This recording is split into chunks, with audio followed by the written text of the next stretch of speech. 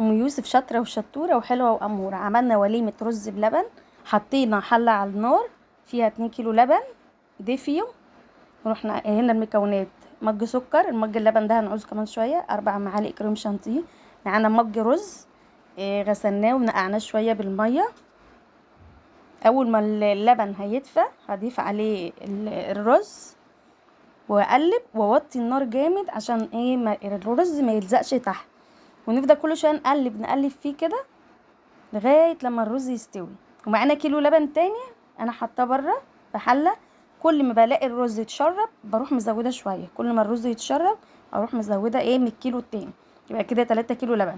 دي قشطه انا بشيلها من وش اللبن اللي انا بستعمله كل يوم، مشتريش قشطه من بره، بشيلها في الفريزر. اجي اعمل رز بلبن، مكرونه، اي حاجه بتبقى موجوده.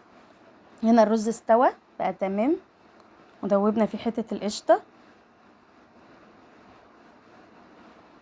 هنحط ده المج قلبنا فيه الكريم شانتيه، ما حطيناش نشا لان احنا خلينا الرز يستوي براحته على نار هاديه فننزل كل النشا اللي فيه. هندي تقليبتين عشان ما يتكتلش معانا الكريم شانتيه. بعد كده هنحط مج السكر.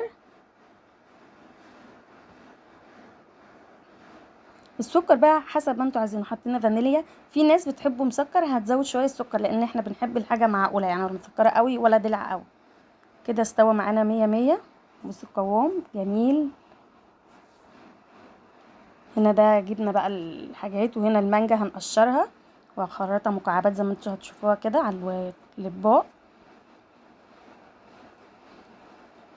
هنا المانجا هي قطعناها، وهنا بسبوسه وكنافه، وهنا عين الجمل ومانجا شرايح. الفخار انا دخلته خد وش بس.